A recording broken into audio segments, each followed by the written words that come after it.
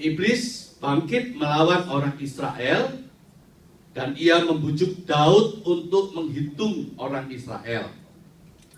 Lalu berkatalah Daud kepada Yoab dan kepada para pemuka rakyat, "Pergilah, hitunglah orang Israel dari Beersheba sampai Dan, dan bawalah hasilnya kepadaku supaya aku tahu jumlah mereka."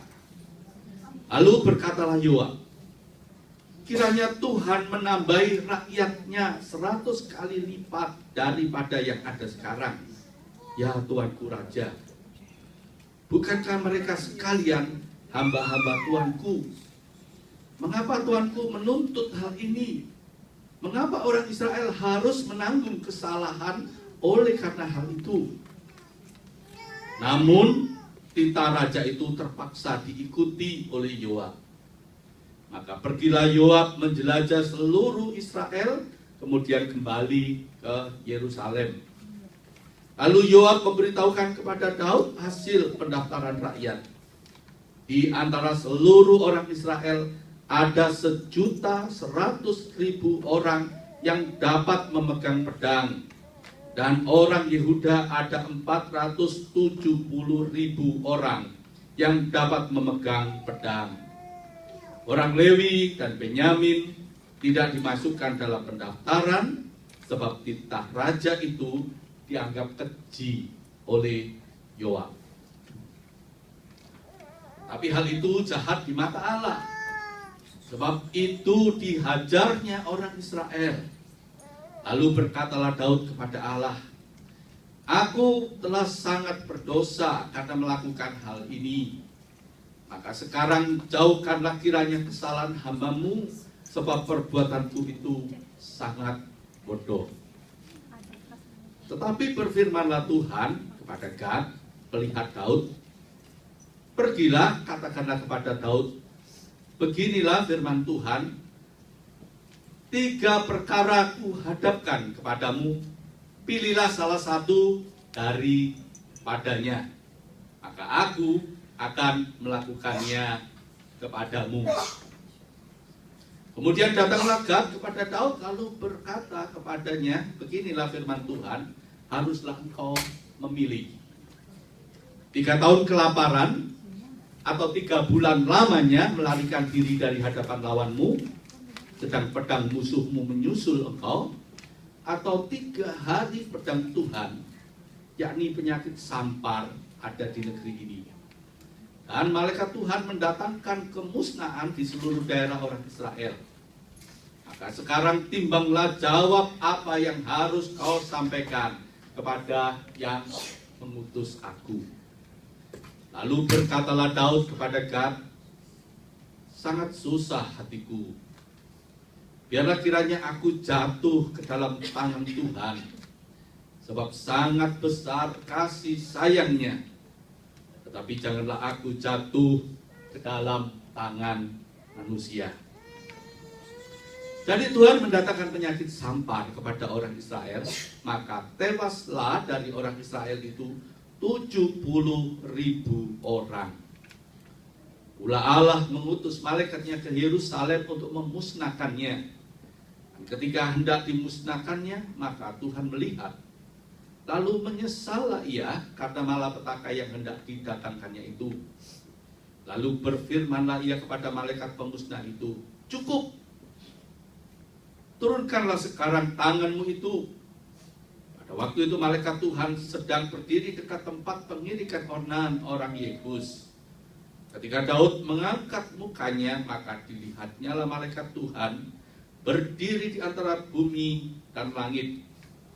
Dengan di tangannya pedang terhunus yang diajukan ke atas Yerusalem. Lalu dengan berpakaian kain kabung sujudlah Daud dan para tua-tua. Dan berkatalah Daud pada Allah, "Bukankah aku ini yang menyuruh menghitung rakyat? Dan aku sendirilah yang telah berdosa dan yang melakukan kejahatan. Tetapi domba-domba ini, apakah yang dilakukan mereka, ya Tuhan Allahku? Biarlah kiranya tanganmu menimpa aku dan kaum keluargaku, tetapi janganlah tulah menimpa umatmu. Kemudian malaikat Tuhan itu menyuruh Gad mengatakan kepada Daud bahwa Daud harus pergi untuk mendirikan mezbah bagi Tuhan di tempat pengirikan Ornan orang Yebus itu. Lalu pergilah Daud sesuai dengan perkataan Gad yang diucapkannya demi nama Tuhan. Ornan sedang mengirik gandum ketika ia memalingkan diri. Dilihatnya malaikat itu. Keempat anaknya yang bersama-sama dengan dia menyembunyikan diri. Ketika Daud sampai kepada Ornan, maka Ornan mengangkat mukanya dan melihat Daud. Lalu keluarlah ia dari tempat pengirikan, kemudian sujudlah ia kepada Daud dengan mukanya ke tanah. Berkatalah Daud kepada Ornan, berikanlah kepadaku tempat pengirikan ini, supaya aku mendirikan di sini mezbah bagi Tuhan. Baiklah, berikan itu kepadaku dengan harga penuh, supaya tulah ini berhenti menimpa rakyat. Jawab Ornan kepada Daud, ambillah dan baiklah tuanku, raja melakukan apa yang dipandangnya baik. Lihatlah, aku memberikan lembu ini untuk korban bakaran, dan eretan-eretan pengirik ini untuk kayu bakar, dan gandum untuk korban sajian. Semuanya itu kuberikan. Tetapi berkatalah Raja Daud kepada Ornan, bukan begitu, melainkan aku mau membelinya dengan harga penuh, sebab aku tidak mau mengambil milikmu untuk Tuhan, dan tidak mau mempersembahkan korban bakaran dengan tidak membayar apa-apa. Maka Daud memberikan kepada Ornan sebagai bayaran tempat itu emas seberat 600 sikal. Lalu Daud mendirikan di sana mezbah bagi Tuhan, mempersembahkan korban bakaran dan korban keselamatan, dan memanggil Tuhan. Maka Tuhan menjawab dia dengan menurunkan api dari langit ke atas mezbah korban bakaran itu. Lalu berfirmanlah Tuhan kepada malaikat itu, supaya dikembalikannya pedangnya ke dalam sarungnya. Pada waktu itu juga Daud mempersembahkan korban di sana. Ketika ia melihat bahwa Tuhan telah menjawab dia di tempat pengirikan Ornan, orang Yebus itu. Kemah suci yang dibuat Musa di padang gurun dan mezbah korban bakaran pada waktu itu ada di bukit pengorbanan di Gibeon. Tetapi Daud tidak berani pergi ke sana menghadap Allah untuk menanyakan petunjuknya, sebab ia takut kepada pedang malaikat Tuhan itu. Saudara yang dikasihi Tuhan, kalau kita pernah belajar teori manajemen modern, saudara, biasanya selalu ini dibahas, yaitu apa yang disebut dengan SWOT. Kalau kita mau membuka satu bisnis atau mau apapun juga, biasanya orang diajak untuk melihat, memeriksa ini dulu. SWOT itu singkatan dari S-nya itu strength. Apakah bisnis yang kita mulai atau usaha yang kita mulai itu kekuatannya di mana? Seorang harus tahu. Supaya dia tidak gagal, dia harus memulai dengan mempertimbangkan, mensurvei itu lebih dulu. Punya kekuatannya di mana? Strength. Tapi jangan cuma, wah, kalau mulai bisnis itu selalu cuma melihat strength-nya saja. Orang tuh melihat, wah, kita pengen buka suatu bisnis. Wah, di tempat itu bagus, begini analisanya, ya.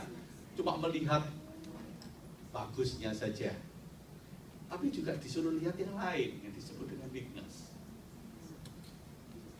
Oke, itu sudah kekuatannya, kehebatannya. Tapi ada nggak sisi lemahnya yang kita mesti waspadai? Nah, bukan cuma mempertimbangkan kuat dan lemahnya, tapi di dalam mempertimbangkan kuat dan lemahnya itu ada opportunity enggak? Ada suatu kesempatan atau tidak?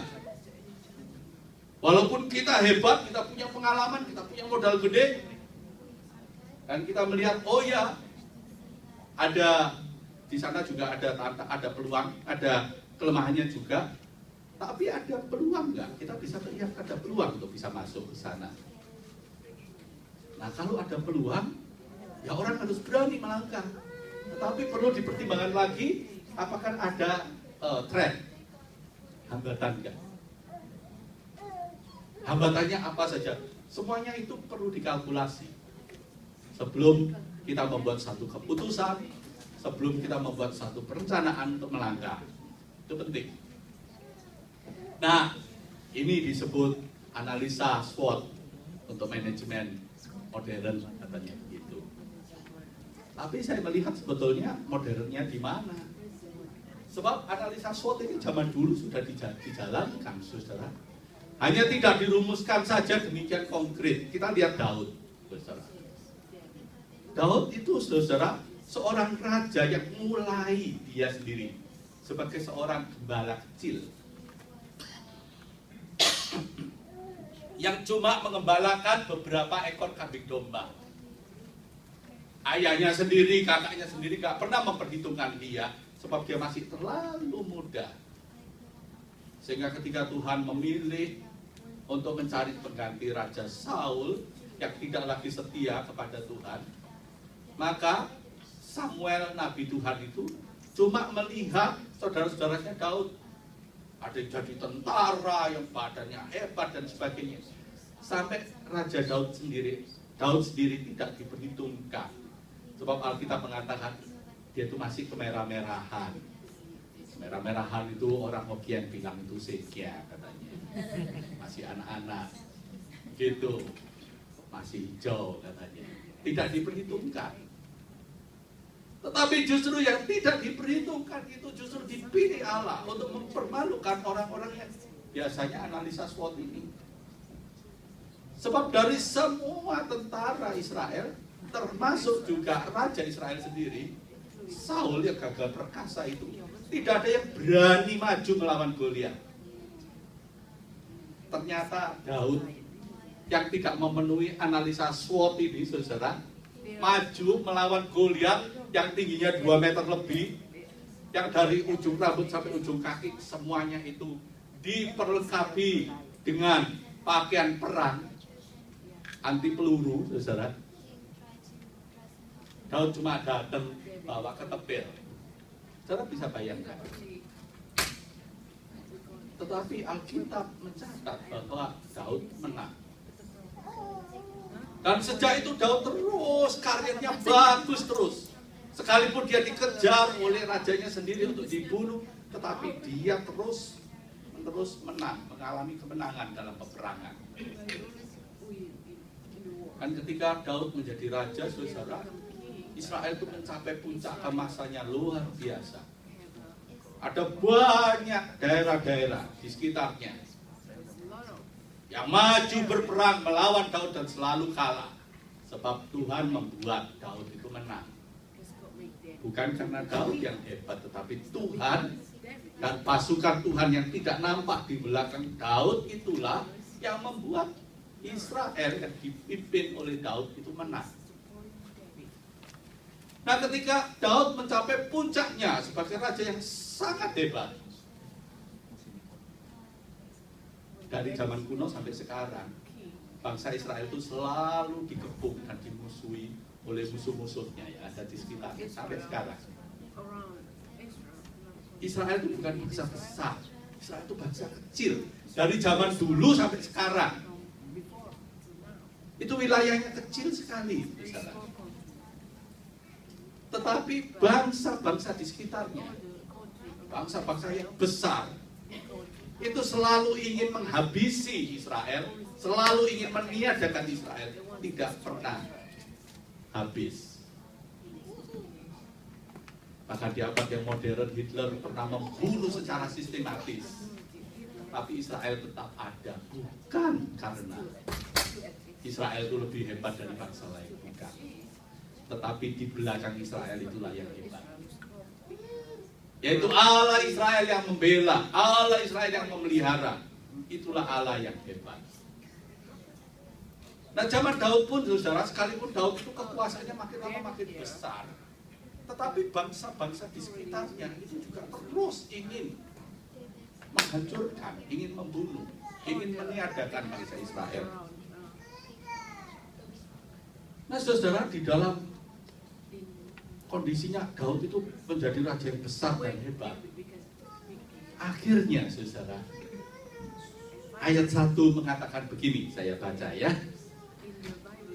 Kemudian, ayat 1 Tawari pasal 1, 21 ayat 1. Iblis bangkit melawan orang Israel. Jadi bukan orang Filistin, orang Edom, tapi dikatakan iblis bangkit melawan orang Israel. Bagaimana cara iblis bangkit melawan orang Israel? Dan ia membujuk Daud untuk menghitung orang Israel.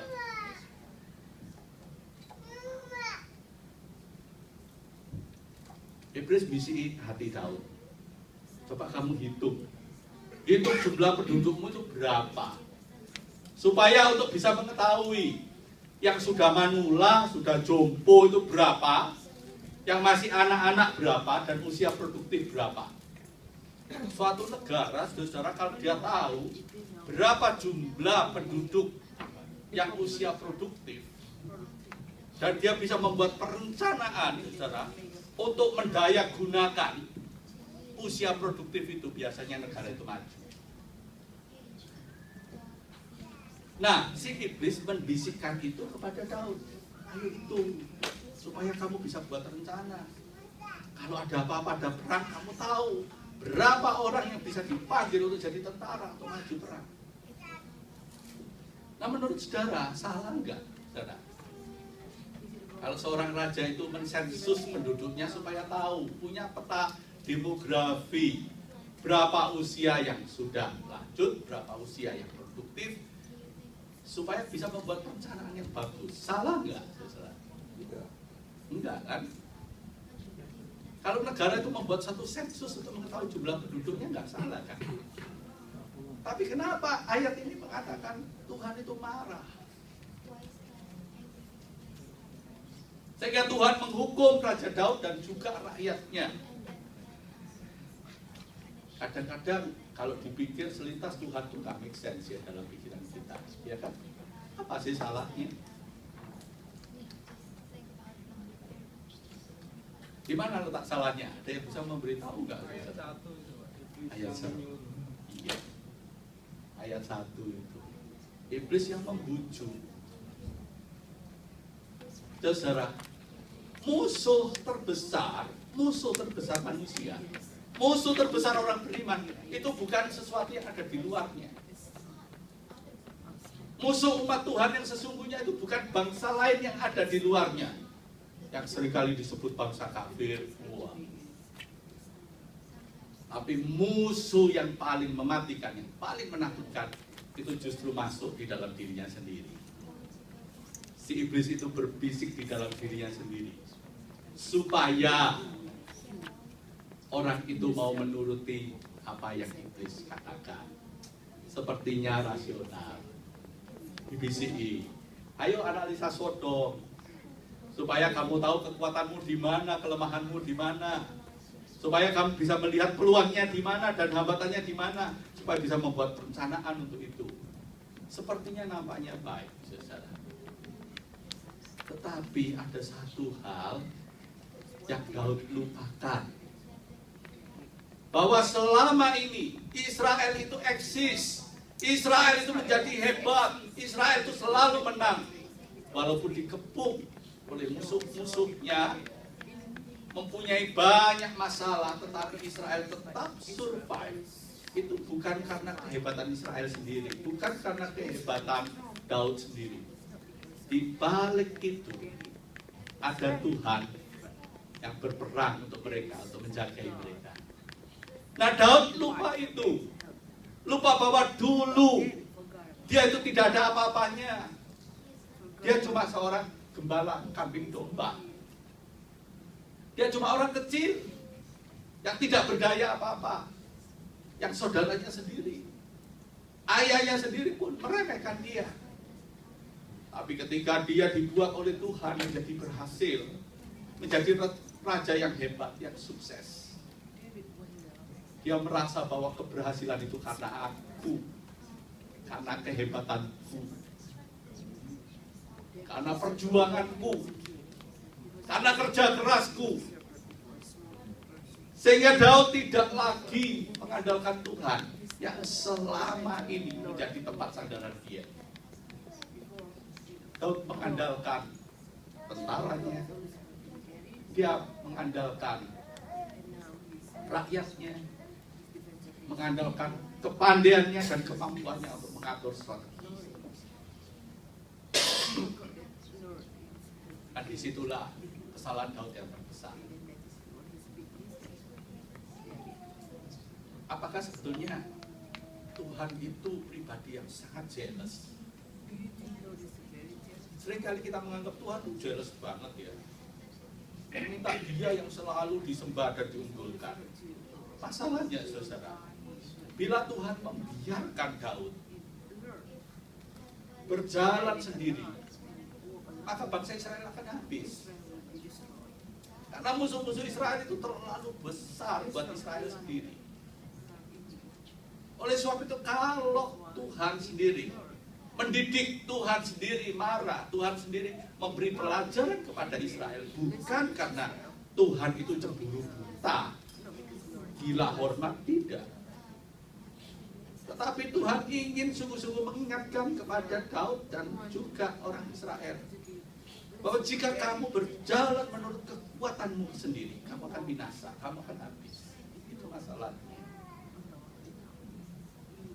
Namun biasanya saudara,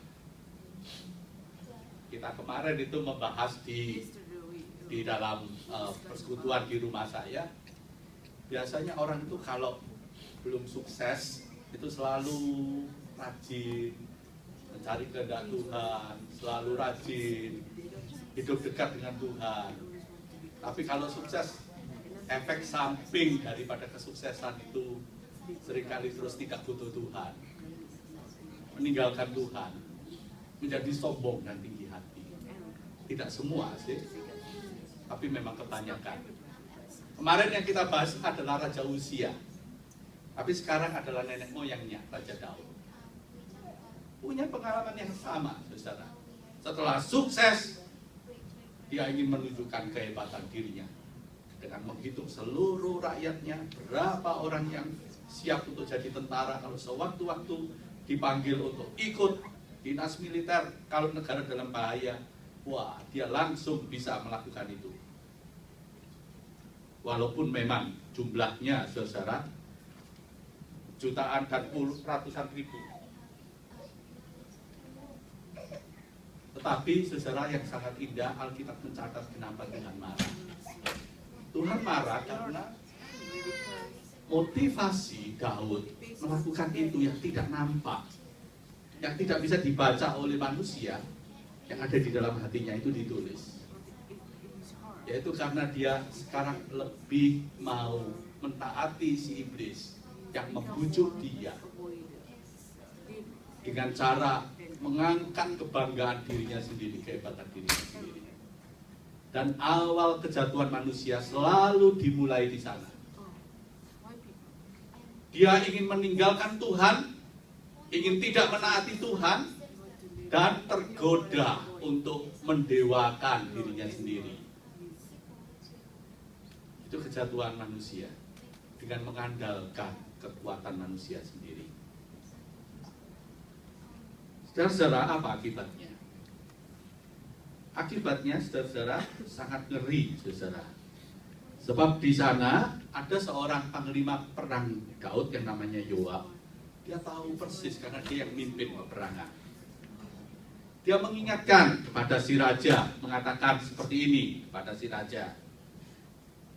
Namun titah raja itu, ayat 3, lalu berkatalah Yoab, kiranya Tuhan menambahi rakyatnya 100 kali lipat daripada yang ada sekarang, ya Tuanku. Bukankah mereka sekalian hamba-hamba Tuanku? Mengapa Tuanku menuntut hal ini? Mengapa orang Israel harus menanggung kesalahan oleh karena hal itu? Yoab mengingatkan kepada Daud. Daud, Tuhan sendiri, Yahweh sendiri, Allah sendiri itu, Dia yang sanggup memberikan 100 kali lipat kekuatan rakyatmu. Ngapain sih kok kamu mengandalkan rakyatmu? Wong yang memberi kekuatan berlipat-lipat itu adalah Tuhan sendiri. Ngapain kamu mesti membuat kesalahan yang nanti mesti dipikul oleh rakyatmu? Yoab sudah mengingatkan itu, saudara. Tetapi apa yang terjadi, saudara? Ayat 4 dikatakan, namun titah raja itu terpaksa diikuti oleh Daud. Maka pergilah Yoab menjelajahi seluruh Israel, kemudian kembali ke Yerusalem. Saudara-saudara, ayat-ayat ini mengingatkan bahwa jika saudara seorang pemimpin atau seorang kepala keluarga, jika saudara berdosa dan membuat satu tindakan atau keputusan yang salah, dampak yang diakibatkan adalah seluruh keluarga saudara kena. Ya, kalau saudara adalah seorang bos perusahaan, saudara membuat kesalahan perhitungan dan kesalahan membuat keputusan, maka yang kena dampaknya itu seluruh pegawai yang ada di perusahaan itu. Kalau saudara adalah ketua RT, maka kalau kita membuat kesalahan, yang kena dampaknya itu satu desa itu, satu kampung itu. Tapi kalau Anda adalah seorang raja dan membuat satu keputusan yang salah, maka dampaknya itu kena kepada seluruh negeri itu. Oleh sebab itu, saudara, betapa pentingnya, saudara, betapa pentingnya menjaga supaya raja itu tidak salah. Sebab dampaknya itu kena kepada seluruhnya. Saudara tahu, perang dunia dan sebagainya, pertama, kedua, itu sebabnya kecil sekali. Sebabnya kecil sekali. Tetapi apa yang diputuskan oleh pemimpin-pemimpin itu dampaknya dahsyat sekali. Luar biasa. Oleh sebab itu, kita, saudara, sebagai rakyat, kita nggak boleh, saudara, berpangku tangan untuk tidak peduli, ya itu urusan negara, itu urusan politik. Kita itu nggak ada urusan dengan itu. Kita rakyat biasa. Mau berbuat apa sih? Rakyat bisa apa sih? Sehingga banyak orang selalu suka pasif, menganggap urusan politik itu kotor. Politik itu urusan orang-orang politikus itu. Kita mah rakyat biasa, bisa apa? Secara politik itu berasal dari kata polit, itu artinya yaitu suatu ilmu untuk memerintah kota. Lebih luas artinya memerintah negara. Jadi sebetulnya politik itu sendiri nggak kotor, tapi orang-orang, saudara, yang berambisi untuk merebut kedudukan dengan cara trik and intrik itu yang menjadi kotor. Sebetulnya politik sendiri itu baik.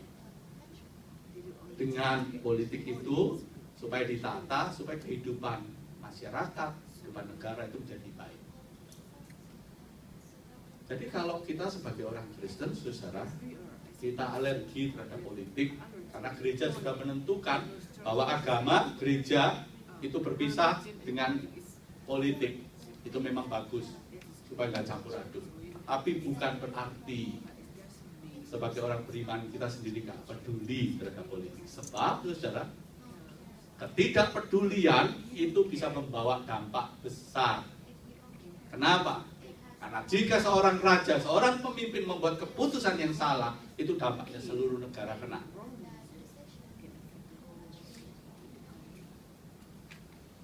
Saudara, ada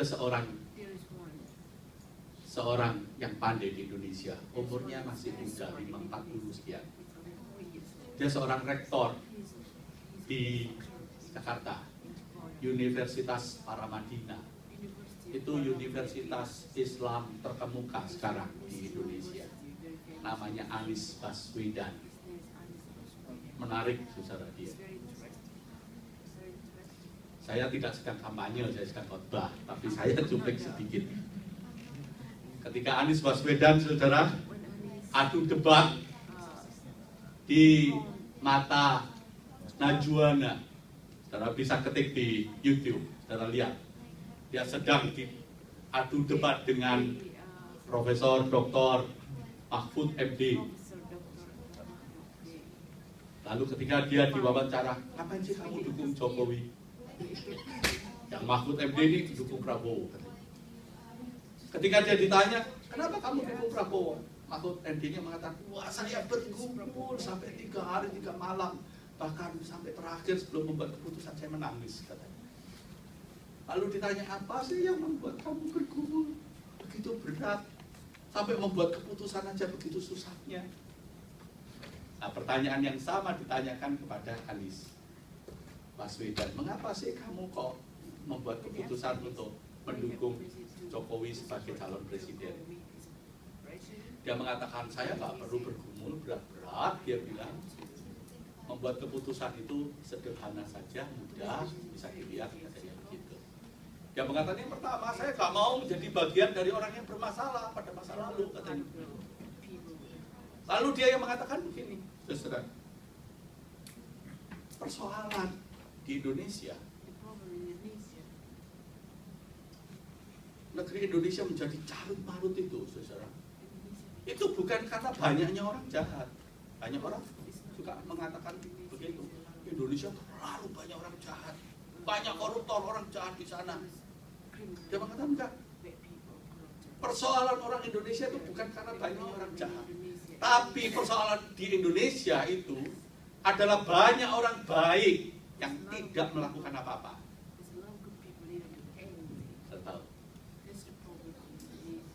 Banyak orang yang menganggap dirinya baik dan dia mengatakan netral saja, nggak berbuat apa-apa. Dan bila suatu negara itu di mana rakyatnya orang-orang baik, orang-orang yang hebat, berpangku tangan, cuma tidak mau terlibat apa-apa, tidak mau ambil resiko, maka kita tahu dan sadar bahwa negara itu pasti dikuasai oleh orang-orang yang jahat. Dan kalau sudah dikuasai orang-orang yang jahat, orang baik tidak berhak mengatakan mereka itu jahat. Tidak berhak. Oleh sebab itu, saudara, selalu mesti diingat sebagai rakyat kecil, sekalipun kita di rantau. Yang pertama, apakah kita selalu mendoakan bangsa kita juga, Indonesia? Yang kedua, apakah di dalam momen-momen yang penting, yang sangat menentukan perjalanan bangsa kita, terutama saat ini, sedang memilih pemimpin, apakah kita sungguh-sungguh menggumuli, mendoakan, dan juga ikut aktif memilih? Atau kita menganggap tidak peduli? Kita toh sudah tidak di Indonesia. Kapan kita mau peduli, saudara? Apakah kita mau peduli kalau sudah terjadi peristiwa 98? Di mana ribuan orang mati, ratusan wanita diperkosa, kebakaran di mana-mana, Medan ada, Jakarta ada, Solo ada, Surabaya ada, tahun 98. Kalau sudah terjadi kerusuhan seperti itu, yang menderita adalah rakyat kecil,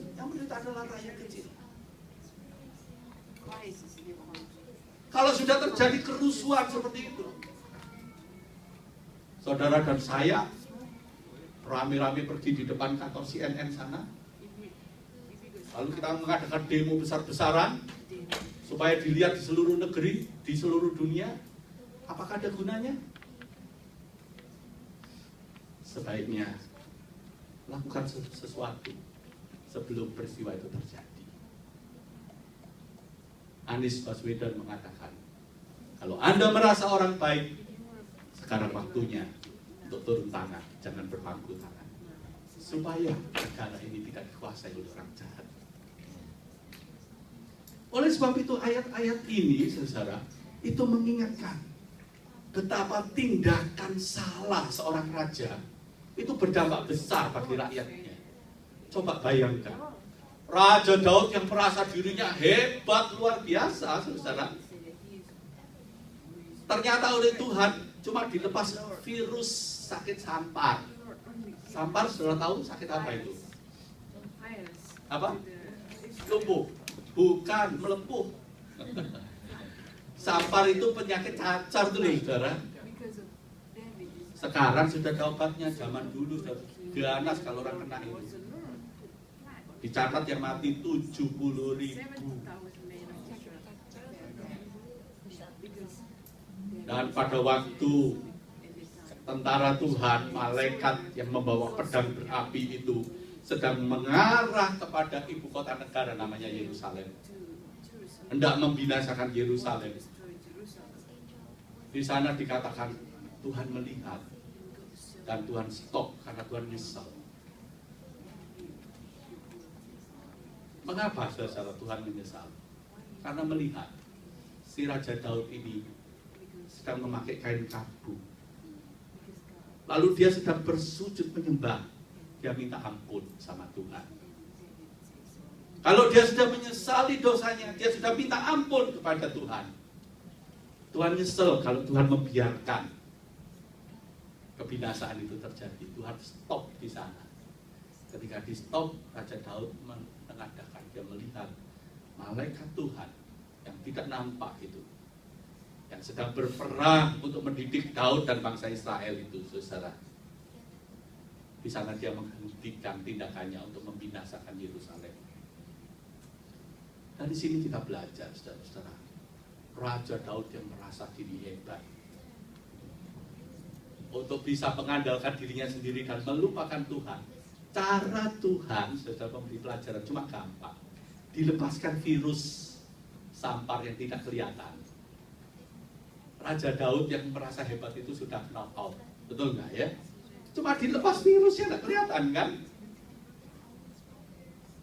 Di mana letak kehebatan Raja Daud? Nggak bisa. Kembali Raja Daud dididik oleh Tuhan untuk mengakui bahwa sesungguhnya hanya mengandalkan Tuhan saja.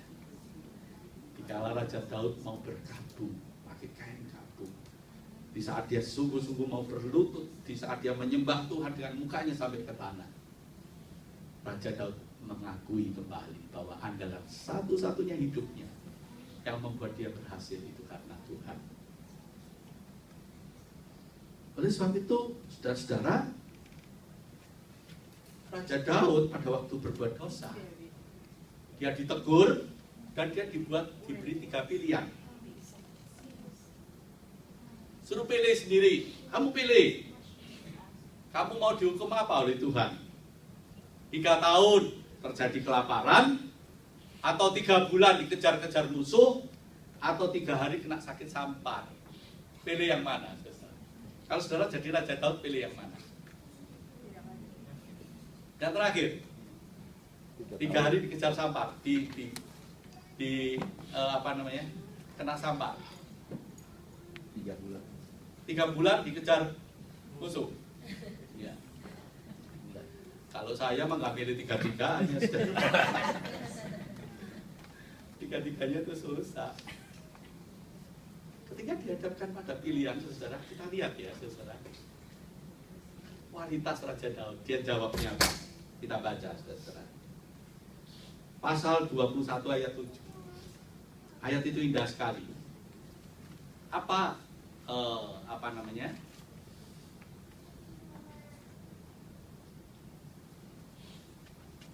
Pasal 21 ayatnya yang ke-7.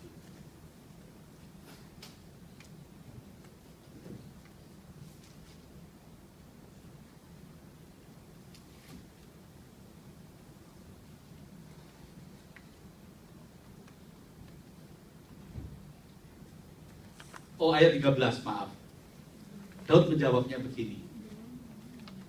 Lalu berkatalah Daud kepada Gad, yaitu nabi yang diutus Tuhan untuk memberitahu Daud tadi. Daud mengatakan demikian. Sangat susah hatiku. Biarlah kiranya aku jatuh ke dalam tangan Tuhan, sebab sangat besar kasih sayangnya. tetapi janganlah aku jatuh ke dalam tangan manusia.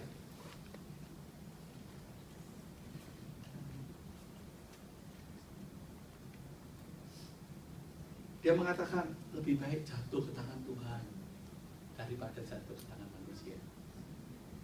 Ketika Daud disuruh memilih, dia tidak bisa memilih. Lebih baik jatuh ke tangan Tuhan. Ketika kepada Daud disodorkan, kamu pilih mana untuk mendapat konsekuensi dan didikan Tuhan atas kesalahanmu?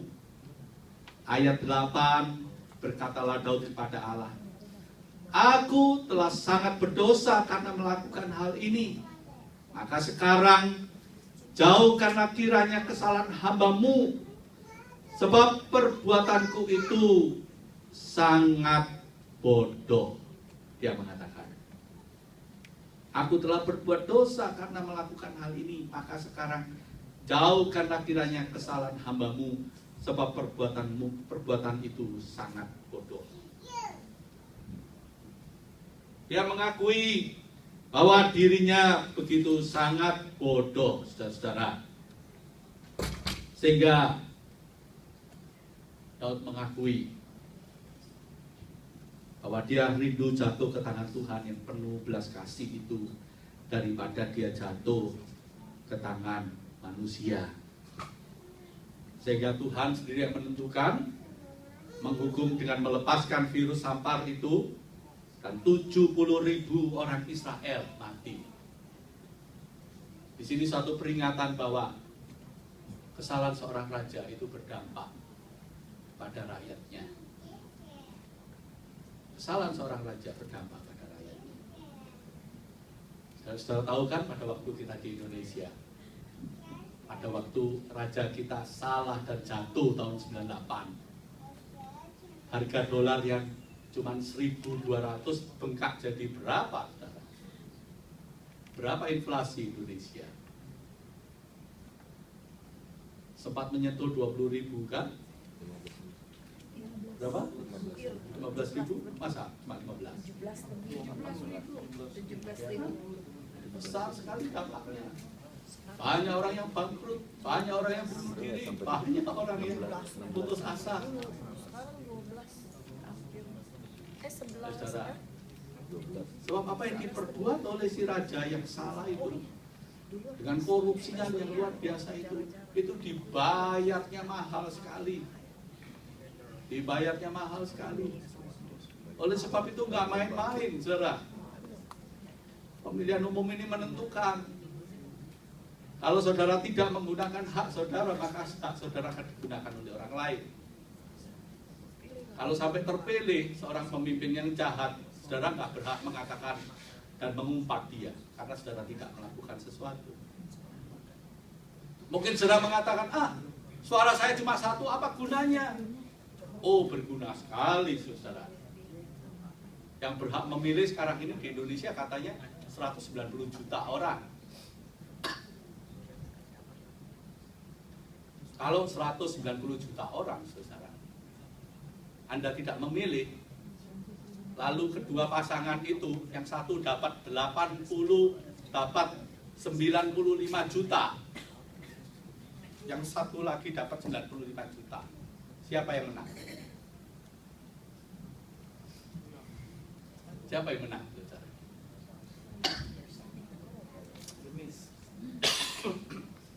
Anda tidak milih, karena Anda merasa suaraku cuma satu, untuk apa? Akhirnya pemilihan umum terjadi 95 juta. Dapat yang sini dapat 95 juta. Siapa yang menang?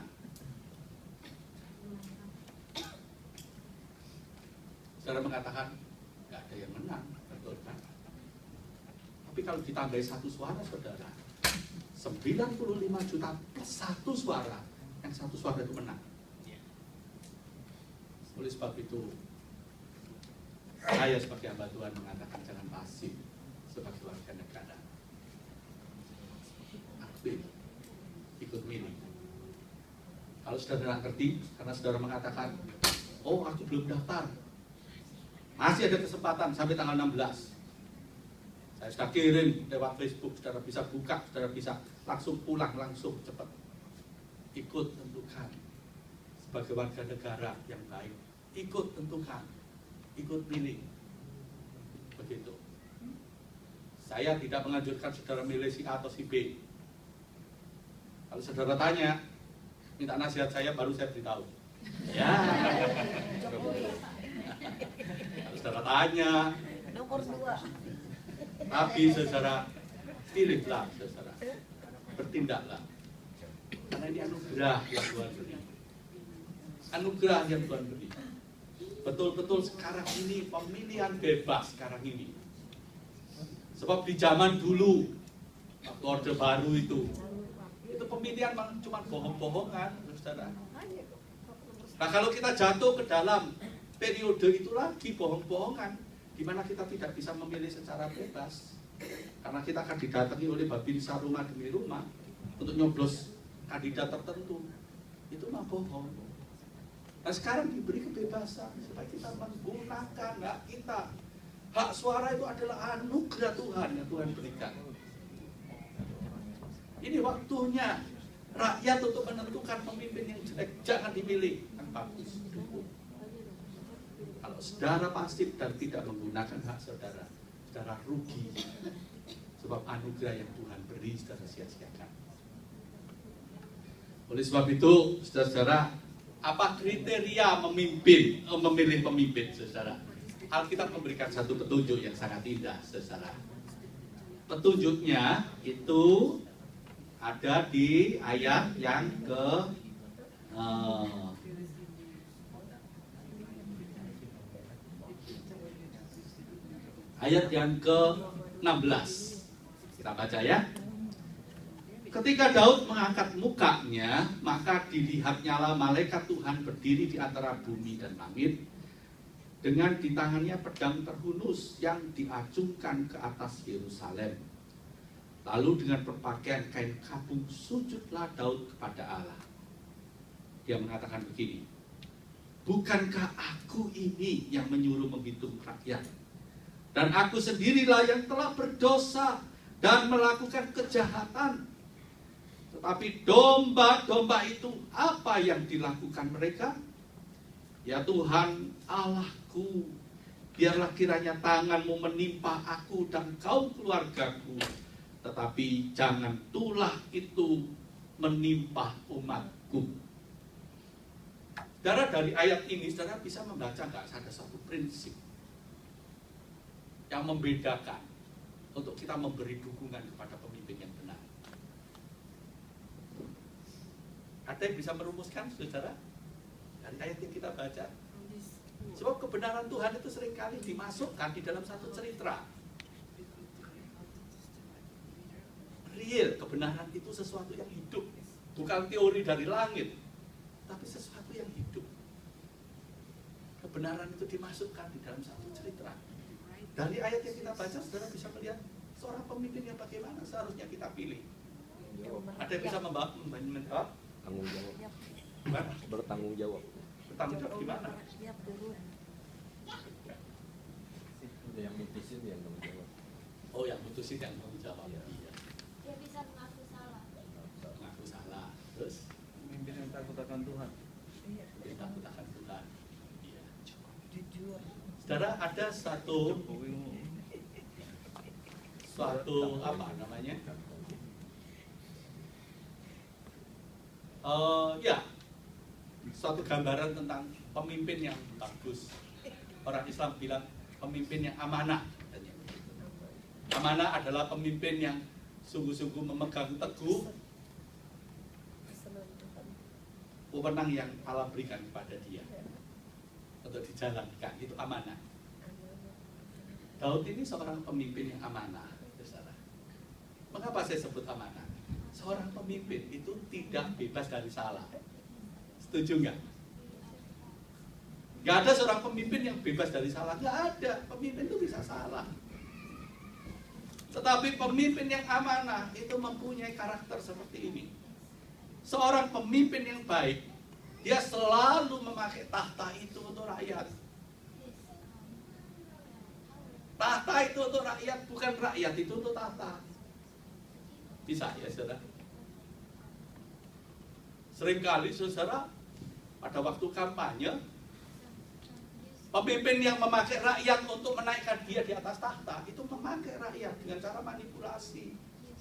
Kasih uang kecil lah, kasih janji-janji yang muluk-muluk lah, dan sebagainya. Pilihlah aku, nanti kalau aku jadi akan begini. Itu cuma janji, jadinya. Kalau dia sudah sampai di atas tahta itu, saudara, maka dia akan memakai rakyatnya untuk bantal dia tempat duduk biasanya.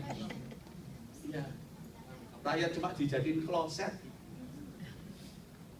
Sebab dia adalah seorang pemimpin yang membutuhkan rakyat untuk menaikkan dia di atas tahta. Tapi pemimpin yang baik adalah dia memberikan tahtanya itu untuk rakyat. Ada di tengah-tengah rakyat. Karena dia cinta rakyat. Dia mau memberikan hidupnya untuk rakyat. Itulah pemimpin untuk rakyat. Nah, Daud ini kualitas tipe itu, saudara. Dia berbuat salah. Ketika Tuhan menjatuhkan tulah itu kepada bangsanya, Daud mengatakan, Tuhan yang berbuat dosa itu kan aku. Kalau kau mau menghukum, hukum aku, hukum keluargaku, jangan umatmu. Itu pemimpin yang hebat. Tapi kalau pemimpin pengkhianat, ketika rakyatnya susah, ketika rakyatnya sedih, ketika rakyatnya ditimpa malapetaka karena keputusan-keputusannya yang salah, dia lari meninggalkan rakyatnya. Dia bersembunyi meninggalkan rakyatnya. Dia tidak ada di tengah-tengah rakyatnya. Tapi Daud tidak. Justru di tengah tulah itu datang untuk menghancurkan bangsanya. Di sana Daud ada di barisan paling depan, dia berlutut di sana dan dia mengatakan, kalau kau mau menghukum, hukum aku, jangan umatmu. Hebat ya Raja Daud. Kita mimpi ya saudara, punya pemimpin seperti itu.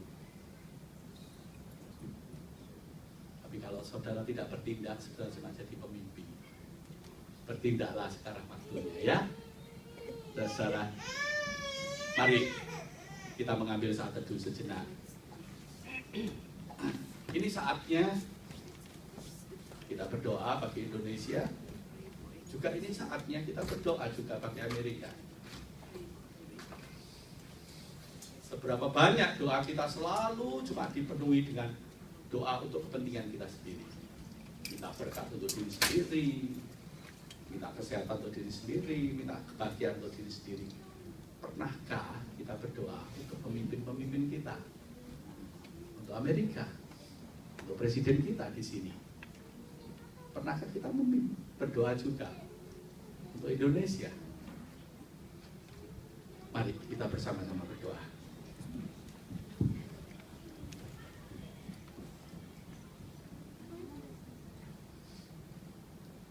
Sesungguhnya Tuhan, Engkau Allah yang berdaulat, yang menentukan masa depan kehidupan bangsa-bangsa di dunia ini. Engkaulah yang memiliki masa depan negara Amerika di mana kami boleh tinggal di sini dan mendapatkan kehidupan yang baik di sini. Kami mengucap syukur Tuhan untuk pemimpin-pemimpin kami di negara ini. Kami rindu Engkau menjaga pemimpin-pemimpin kami supaya mereka tidak melakukan kesalahan yang berdampak yang besar bagi bangsa di mana kami tinggal. Beri mereka hikmat, berikan mereka hati yang takut akan Tuhan, yang senantiasa mencari hadirat-Mu. Bila mana mereka melakukan kesalahan, biarlah mereka menjadi peka dan cepat kembali kepada Tuhan untuk memperbaiki diri. Berikan kami juga akan Indonesia yang sekarang sedang bergolak. Di mana-mana terjadi teror, karena menjelang pemilihan umum di Indonesia, kami percaya bahwa Indonesia juga milik-Mu. Kristus juga mati untuk Indonesia, agar supaya kebenaran-kebenaran-Mu boleh diberitakan di Indonesia. Tuhan, kami memohon, Bangkitkan pemimpin-pemimpin bangsa Indonesia yang sungguh cinta Engkau, yang sungguh memberikan hidupnya untuk rakyat. Jagai Indonesia Tuhan.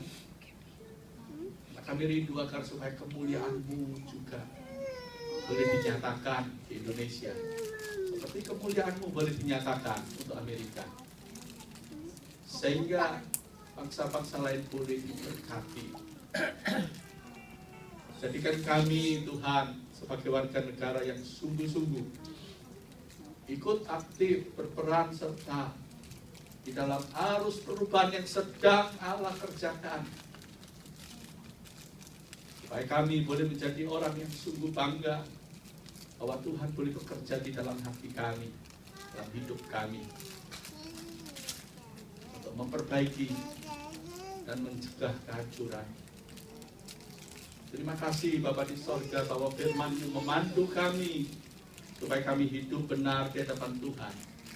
Dalam nama Yesus Kristus kami berdoa dan kami memohon, bangkitkanlah pemimpin-pemimpin yang cinta Engkau, pemimpin-pemimpin yang takut akan Engkau, pemimpin-pemimpin yang rela hidupnya dipakai Tuhan menjadi berkat bagi orang-orang lain di bangsanya. Dalam Kristus Yesus kami memohon, kami percaya Engkau memperdulikan seru doa kami. Amin.